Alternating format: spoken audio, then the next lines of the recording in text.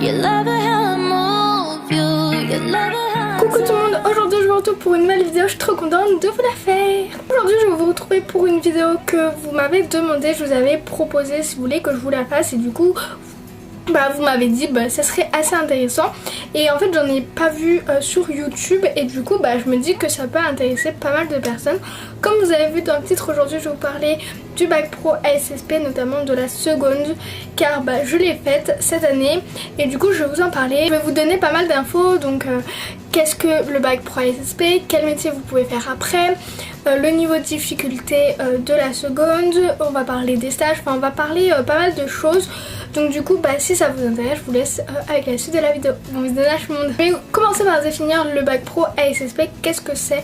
Donc ASSP ça veut dire accompagnement, soins et services à la personne, à ne pas confondre avec le CAP petite enfance. Le CAP petite enfance, comme le nom l'indique, c'est juste pour la petite enfance, pour travailler que ce soit en crèche, pour être auxiliaire de puéricultrice, etc.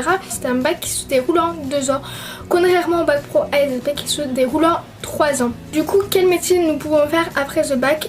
Vraiment aucun. Il faut par la suite passer des concours, que ce soit le concours infirmier qui n'existe plus à partir de, je crois, de 2019. Vous pouvez passer le concours d'aide-soignante, le concours de puéricultrice, vous pouvez aller en fac, etc. Vous pouvez faire pas mal de choses avec ce bac pro. Et ce bac pro consiste à travailler soit en petite enfance, soit à travailler avec la personne âgée, que ce soit en hôpital, en EHPAD, etc. Ce bac pro ASSP, vous allez avoir des matières pro et des matières générales. Du coup en matière pro je vais un petit peu vous les définir et qu'est-ce qu'on travaille dans ces matières. On va avoir la microbio et la biologie. Donc microbiologie, biologie, c'est pour savoir tout ce qu'il y a dans le corps humain. Donc par exemple en seconde on a vu les articulations, on a vu tous les os du corps. On a travaillé sur les cellules, enfin voilà, on va travailler sur ça, la flore bactérienne, la flore cutanée, enfin on a vu tout ça. C'est une matière hyper compliquée et c'est une matière dans laquelle il faut beaucoup travailler, mais ça sera pour un autre point. C'est une bonne matière mais faut vachement bosser. Vous avez ensuite l'animation, donc l'animation comme son nom l'indique, on va faire des animations, donc c'est une matière où on va avoir peu de cours théoriques, on en a quelques-uns. Mais on va plus avoir de la pratique. Donc nous par exemple cette année on a décoré notre self de Cancun. Donc on a tout décoré, donc du coup on a fait par exemple des boules de Noël, on a fait un calendrier de l'Avent, etc. Et c'est tous nous les élèves qui avons fait, et après on a eu des notes et tout. L'animation, moi c'est une matière que j'aime pas du tout, enfin déjà je suis pas du tout créative, donc cette matière me convient pas du tout. Mais je pense qu'elle est vachement intéressante. Donc voilà. Ensuite on va avoir la PSE et la nutrition, je les mets ensemble parce que j'ai eu la même prof personnellement cette année. La PSE c'est prévention santé environnement, donc la PSE on va travailler sur tout ce qui est carte vitale. En fait en PSE et nutrition on a peu travaillé, enfin j'avais une prof hyper lente, du coup genre pendant 3 mois on faisait le même chapitre. Ces deux matières je les aimais pas du tout. On a vu par exemple les cycles du sommeil, etc. Et en nutrition, tout ce qui est nutriments, qu'est-ce qu'il y a dans les aliments, tout ça. C'est deux matières que j'aimais pas du tout, qu'il faut assez travailler, je les trouve assez complexes, faut beaucoup apprendre, etc. Et du coup moi j'avais des mauvaises notes parce que j'apprenais pas. C'est totalement ma faute. Ensuite, une de mes matières préférées, peut-être même ma matière préférée, c'est la SMS. Donc SMS ça veut dire sciences médico-sociales, c'est une matière purement théorique. Donc nous la plupart de l'année on a travaillé sur tout ce qui est enfant, donc tous les développements, que ce soit moteur, que ce soit sur le langage, que ce soit sur tout. Donc on a vu tout ça et c'est hyper intéressant. Et elle avait juste une prof au top, donc c'est une de mes matières préférées et je la trouve trop intéressante. Et après on a travaillé un peu sur la personne âgée et on a vu comme maladie l'Alzheimer. Et voilà. Ensuite vous allez avoir la matière service à l'usager, c'est cuisine en gros. On va avoir donc de la théorie et de la pratique, donc on cuisine. Donc nous on l'avait tous les lundis après-midi et à peu près une fois par mois on faisait de la cuisine. Donc on a fait je sais pas de la compote de pommes, on a fait de la purée de pommes de terre et carottes, on a fait de la crème anglaise. Enfin on avait pas mal de trucs et c'était une matière assez cool. Après je trouvais qu'on faisait un peu trop de théorie et voilà. Mais sinon c'était une matière assez intéressante. Ensuite on avait TP soins et ergonomie, donc c'est en même temps, enfin voilà. Et là on voit tout ce qui est SWOT, donc ça on fait pareil de la théorie et de la pratique. Tout ce qui est par exemple comment on change un enfant, comment on l'habille, tout ce qui est ergonomie, donc pour pas se blesser, donc bien se baisser le dos droit pour ne pas se faire mal au dos, enfin tout ça là on voit. Et ça c'était une matière que j'adorais, en plus on faisait plein de pratiques donc c'était grave cool. Enfin on a l'éco-gestion, je sais pas trop si c'est une matière pro, mais l'éco-gestion c'est de l'éco-gestion, donc on a vu tout ce qui est éco-gestion. Voilà, c'était pas une matière ouf, la prof elle était pas souvent là donc on n'a pas fait beaucoup de cours avec elle et voilà. Mais j'aimais pas de ouf cette matière, on n'a pas fait grand chose même si la prof elle était au top.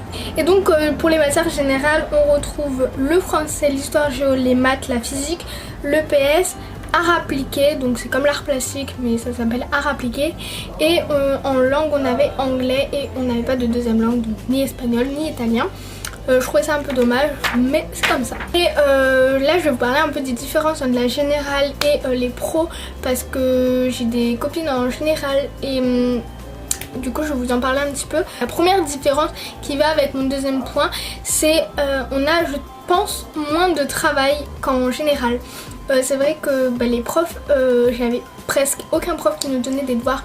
On avait le prof de physique et après on avait un devoir par-ci par-là et après on avait des contrôles, ce qui est normal, mais vraiment on a peu de devoirs, alors qu'en général je sais qu'ils ont grave des devoirs etc. Après les emplois du temps, je pense que c'est à peu près pareil, même si moi j'avais un emploi du temps grave cool cette année. En général la plupart des gens disent que les profs ils te lâchent, t'as plus de liberté, alors qu'en pro, moi je sais que dans ma classe les profs étaient grave sur nous. C'est comme au collège, vraiment moi quand je suis allée au lycée je pensais que j'allais avoir grave de liberté, et en fait je me suis rendu compte que pas vraiment, que les profs ils étaient vraiment toujours sur nous, toujours à t'aider etc. Et ça j'ai trouvé trop bien. J'ai vu aucune différence entre le collège et moi mon lycée, donc j'ai trouvé ça cool, à part pour le fait de sortir, tout ça bref. Et après pour les notes, donc les notes, moi je sais que mes notes ont grave augmenté. Au collège j'étais entre 10 et 11 en 3ème. Et je sais qu'en mon premier trimestre de seconde, oui, j'ai eu 14,57. Le deuxième je suis redescendue à 13,5 et le troisième je suis allée à 14 et quelques. Donc du coup mes notes ont vachement augmenté par rapport au collège. Mais après ça c'est juste parce que moi ma filière me plaisait énormément et que j'étais hyper investie dans ma filière et que j'aimais ce que je faisais, donc j'avais envie d'apprendre. Donc voilà. Après peut-être que vous en général vos notes vont baisser, peut-être pas, enfin après ça dépend de si vous travaillez ou pas et si vous aimez ce que vous faites. Voilà. Donc mon troisième point que je vais aborder avec vous, ce sont les stages. Parce que oui, en pro vous avez des stages et en CAP petite enfance aussi. Donc quand vous faites le bac pro SSP, vous avez je crois en tout 28 semaines de stage. Donc 2 fois 3 semaines en seconde et 2 fois 4 semaines en première et terminale. Donc en seconde j'ai fait mon premier stage à l'école maternelle de ma ville, que ça a été un stage super, j'ai adoré les enfants etc. Mon deuxième stage je l'ai fait en maison de retraite, mais si t'étais pas prêt tu pouvais le faire encore en petite enfance. Donc moi je l'ai fait en maison de retraite et ce stage c'est trop bien passé, je l'ai encore plus aimé que mon premier. J'ai eu un super bilan, franchement ma tutrice m'a dit que je pouvais revenir et tout, que vraiment j'ai été hyper surprise d'aimer autant l'univers de la personne âgée. Et là pour ma première, mon premier stage je pense que je vais le faire encore en hôpital, donc en maison de retraite de ma ville. Et pour mon deuxième je pense le faire en crèche. Et je voulais juste vous dire, encore une fois, ne confondez pas bac pro SSP et CAP petite enfance. Si vous, votre métier futur c'est travailler en petite enfance, ne faites pas un bac pro à SSP. Parce que en fait nous on travaille sur la petite enfance et sur la personne âgée. Donc dans vos 3 années vous allez être obligé de faire 3 stages en maison de retraite. Et dans ces 3 stages vous allez faire des toilettes etc. Donc si la personne âgée vous voulez pas du tout travailler avec, vous avez peur etc. Mais n'y allez pas du tout les gars. Faites plutôt un CAP petite enfance. Voilà. Et franchement le bac pro SSP c'est trop bien. Si vraiment vous avez peur de la personne âgée, moi je vous cache pas qu'il y avait des personnes de ma classe, des filles, parce qu'on était majoritairement des filles, on était 23 filles et un garçon. Voilà, il y avait des filles de ma classe qui avaient trop peur etc. de se lancer dans la personne âgée et finalement elles ont fait un stage ou alors au fur et à mesure à la fin de l'année elles aimaient trop et elles veulent travailler dans la personne âgée plus tard parce qu'elles ont fait un stage qu'elles ont adoré ou même les cours leur ont donné envie de travailler dans la personne âgée. Donc faut vraiment pas avoir peur et voilà et juste foncez parce que c'est un super bac pro. Ce bac pro est juste tip top. Moi j'adore, franchement je suis in love. Vraiment cette année j'avais hyper peur parce que j'étais dans une ville que je ne connaissais pas. Je prenais le bus pour la première fois de ma vie. Oui, parce qu'avant mon collège était vraiment à côté de chez moi, du coup j'avais pas à prendre le bus. Et en fait ça s'est trop bien passé, j'avais hyper peur parce que en fait je connaissais personne dans ce lycée et finalement je me suis fait des potes en or, j'ai vécu plein d'expériences cette année, j'ai fait des stages au top, j'ai eu des profs super et j'ai vraiment qu'une hâte, c'est de rentrer dans ma première. Donc voilà, juste ce bac pro est juste tip top, donc je vous le conseille beaucoup si vous aimez la personne âgée et la petite enfance. Voilà. Du coup, dites-moi si cette vidéo vous aura plu, si ça vous a intéressé, etc. Dites-moi si vous voulez la vidéo sur mes fournitures scolaires parce que je les ai achetées mais je pense la tourner, mais dites-moi. Et dites-moi quelle vidéo vous voulez dans la série Back to School, si vous voulez un Get Ready With Me genre de jour de la rentrée ou un Get Earn Ready de ma veille de rentrée, ou alors si vous voulez une vidéo What's My School Bag, etc. Dites-moi tout ça dans les petits commentaires et je serai ravie de vous faire ces vidéos. Donc voilà. En tout cas j'espère que cette vidéo vous aura plu, j'ai été super contente de vous la filmer. Si ça vous a plu n'hésitez pas à aimer, à commenter et surtout à vous abonner, ça me ferait trop plaisir. Et on se retrouve à bientôt pour une nouvelle vidéo. Gros bisous tout le monde.